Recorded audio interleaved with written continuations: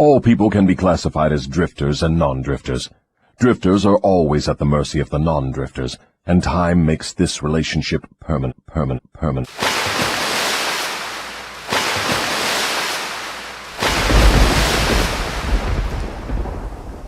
Welcome back to the House of Ajay. I am the Oracle Oshun Ajay. This is Dissecting the Devil Lesson 31, my people.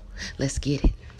Do you mean that if I drift along through life without definite aim or purpose, the non-drifter may become my master? And time only serves to give the non-drifter a stronger and more permanent grip upon me. That is stating the truth exactly. What is wisdom? Wisdom is the ability to relate yourself to nature's laws so as to make them serve you. So wisdom is the ability to relate yourself to nature's laws so as to make them serve you. So in order to relate yourself to nature's laws, you must first know what those laws are. These are the 14 universal laws that govern life on Earth. If you master these laws, you will have mastered life on the physical level. Nothing on Earth happens unless through these laws. Each law is interconnected and entwined with the next. 1. The law of divine oneness. The first out of the 14 universal laws helps us to understand that we live in a world where everything is connected to everything else. All is energy, and all energy is an extension of source energy. Everything we do, say, think, and believe affects others in the universe around us. We are microcosms of the macrocosm. We are all parts of the same source. 2. The law of vibration. This law states that everything in the universe moves, vibrates, and travels in circular patterns. The same principles of vibration in the physical world apply to our thoughts, feelings, desires, and wills in the etheric world. Each sound, word, object, and even thought has its own vibrational frequency, unique unto itself. 3. The law of action. The law of action must be applied in order for us to manifest things on Earth. Therefore, we must engage in actions that support our thoughts, dreams, emotions, and words. Action is energy in motion. 4. The law of correspondence. This law states that the principles or laws of physics that explain the physical world, energy, light, vibration, and motion, have their corresponding principles in the spiritual world or etheric. What happens on the inside will reflect the outside. If you are hectic and stressful, your world will be also. If you are in total bliss, the outside world will mirror that bliss. As above, so below. As within, so without. 5. The law of cause and effect. This universal law states that nothing happens by chance or outside the universal laws. Every action has a reaction or consequence. If I am thinking successful thoughts, speaking like I am already successful, feeling like a success, and taking successful actions, the end result will have to be success. We reap what we have sown. 6. The law of compensation. This law is the law of cause and effect applied to blessings and abundance that are provided for us. The visible effects of our deeds are given to us in gifts, money, inheritances, friendships, and blessings. The good that we do eventually comes back to us in different forms, matching the same energy. If you want to increase your compensation, you must increase the value of your contribution. Do more of what you've been asked, and you will be compensated abundantly. 7. The law of attraction. This law demonstrates how we attract the objects, events, and people that come into our lives. Our thoughts, feelings, words, and actions produce energies which in turn attract like energies. Negative energies attract negative energies, and positive energies attract positive energies. 8. The law of perpetual transmutation of energy. This 8 out of the 14 universal laws is a powerful one. It states that all persons have within them the power to change the conditions in their lives. Higher vibrations consume and transform lower ones. Thus, each of us can change the energies in our lives by understanding the universal laws and applying the principles in such a way as to effect change. In other words, learn how to use these 14 universal laws to affect the changes that need to happen in your life in order for you to be living the life that you want.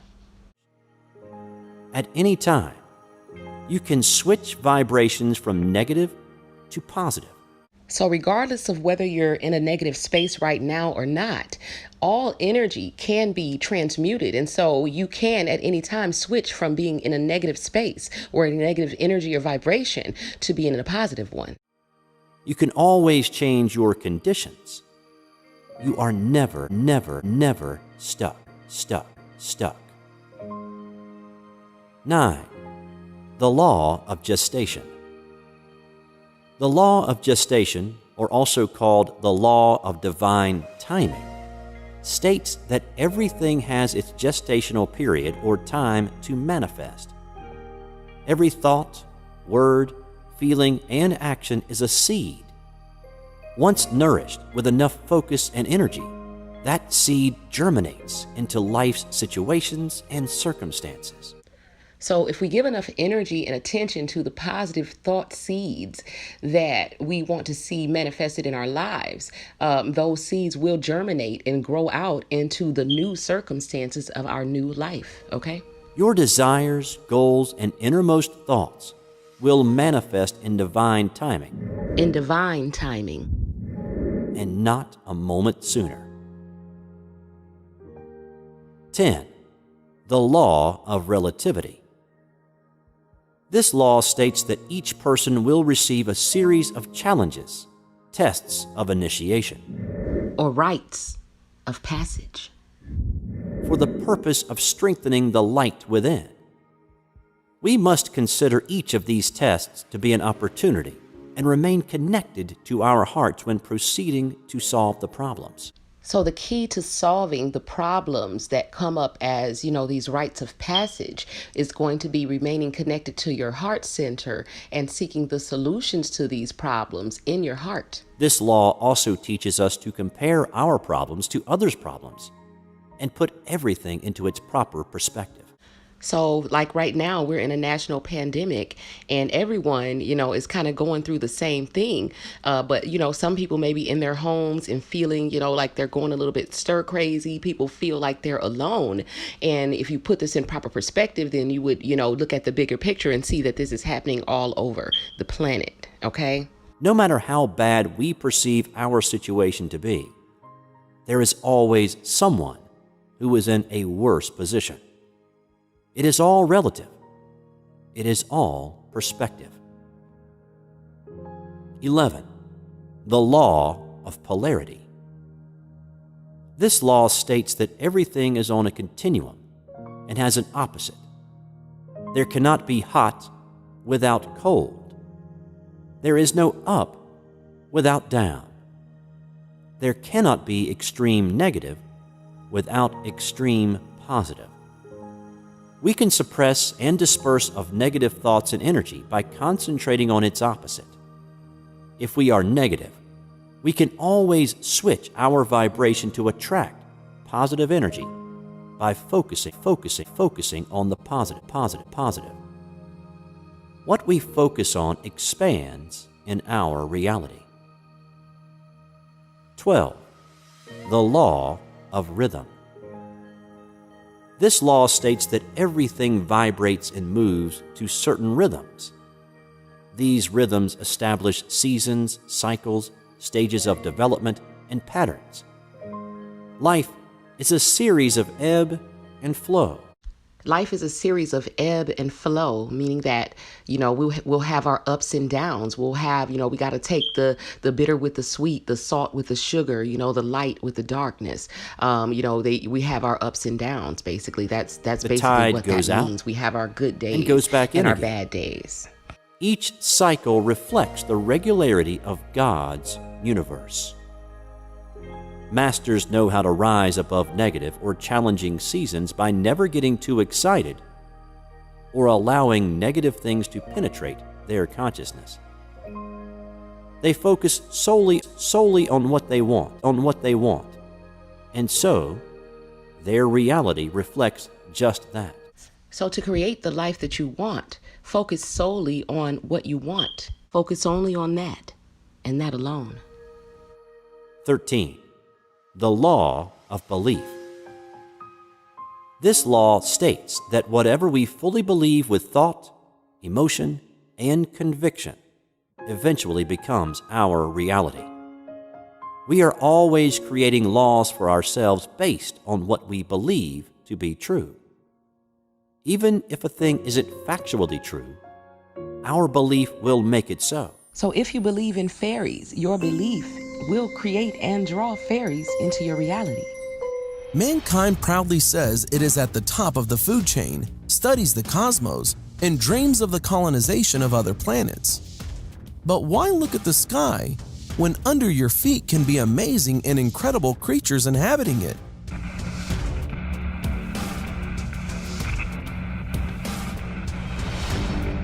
None of these people could have assumed that their ordinary home video cameras would capture such incredible footage. This father and his 3 children walked around the garden. At one point, one of the children was alerted by a strange sound coming from the apple tree. As the child got closer to the source of the sound, the wings of a creature fall onto the camera. But after a moment, the creature takes off and we see a small, fragile body similar to a man. What's that? What's what? Insects.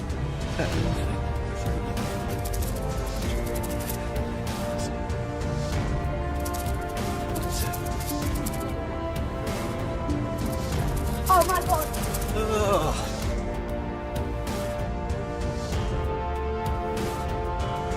This video was shot late at night on a security camera. According to the guy who shot this video, when viewing it, he discovered something strange. For the answer, he turned to YouTube, calling his video, "Real Fairies I Caught on My Security Camera." The audience explained to him that he was mistaken and captured a moth. But the guy remained true to his convictions, as his theory was supported by a lot of people. You can tell us your take on this creature in the comments below the video. This video was taken by a young couple right in their apartment. A strange, small, luminous creature that resembles a fairy. This creature moved very quickly and chaotically right in front of the camera, as if posing or even trying to say something. Upon further examination, the silhouette of a tiny little man with wings is clearly visible. What is it? Moth? Montage? Or real shots of a previously unknown creature? Maybe it is the representative of an entire micro-civilization hiding somewhere near us. What do you think? In Thailand, there is a place where 2 mummified bodies are exposed in a glass box for people to view. They are called flower fairies.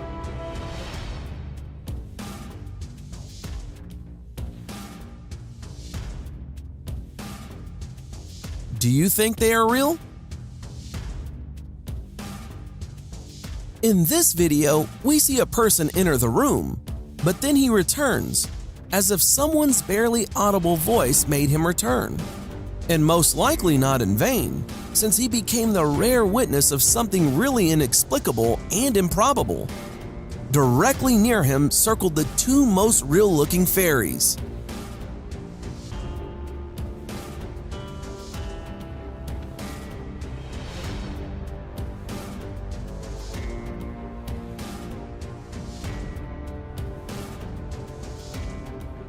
And do you believe in fairies, guys? We are waiting for your comments. Thanks for watching. Subscribe for more. Wisdom is the ability to relate yourself to nature's laws so as to make them serve you, and the ability to relate yourself to other people so as to gain their harmonious, willing cooperation in helping you to make life yield whatever you demand of it. Related knowledge is not wisdom. Great heavens, no! If knowledge were wisdom, the achievements of science would not have been converted into implements of destruction. What is needed to convert knowledge into wisdom? Time, plus the desire for wisdom. Wisdom is never thrust upon one. It is acquired, if at all, by positive thinking, through voluntary effort.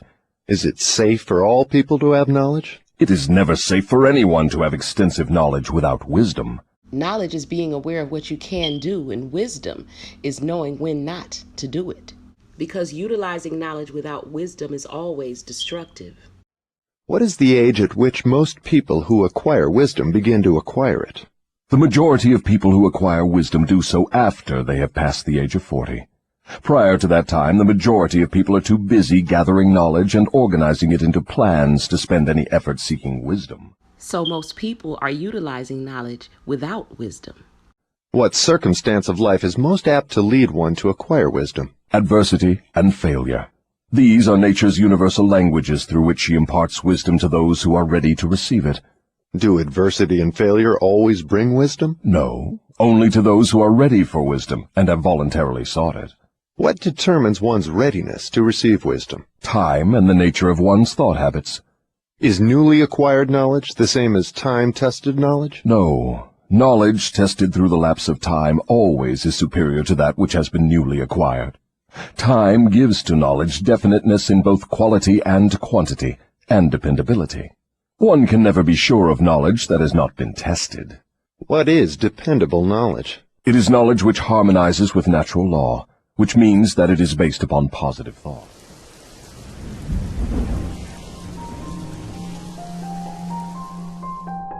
It's easy to go through life holding on to things that are weighing us down. Guilt, resentment, doubt, worry.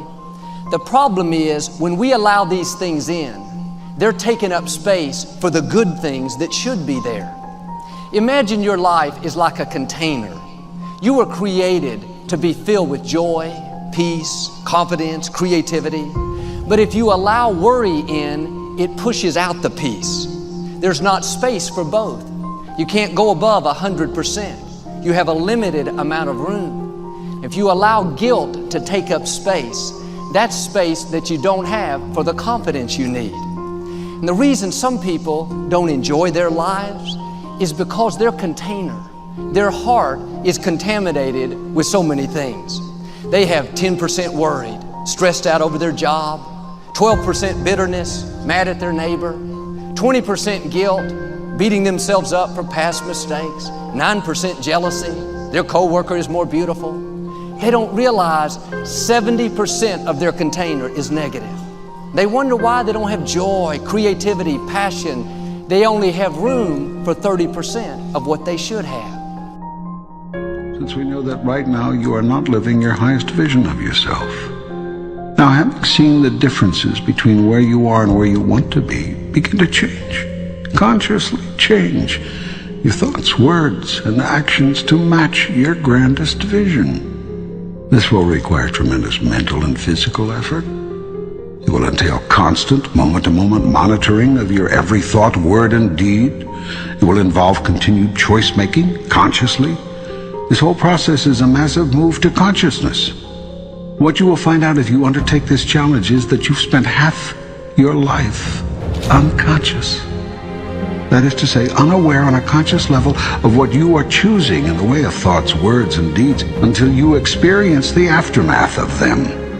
Then when you experience these results, you deny that your thoughts, words, and deeds had anything to do with them. This is a call to stop such unconscious living. It is a challenge to which your soul has called you from the beginning of time. Give no place to guilt. Give no place to worry. Give no place to bitterness. It can't come in and automatically take over. You control what's in your container. You control what you think about, what you choose to allow in. And we all have negative emotions, negative feelings. But you have to make the choice. I'm not going to give this jealousy, this bitterness, this anger, valuable space and let it poison my life. I'm going to protect what I allow in me. And every morning when we wake up, we need to empty out anything negative from the day before. Somebody offended you at work. They didn't treat you right. It's easy to let that offense stay. Feels good to carry around a grudge, but you have to be disciplined. Say, no, I am not giving this offense any room. I am not going to let it sour my day. They hurt you once.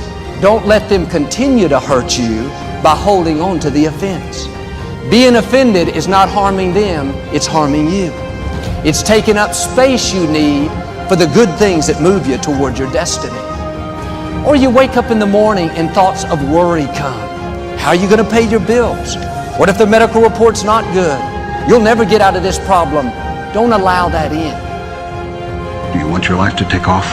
Begin at once to imagine it the way you want it to be, and move into that. Check every thought, word, and action that does not fall into harmony with that. Move away from those. When you have a thought that is not in alignment with your higher vision, change to a new thought then and there.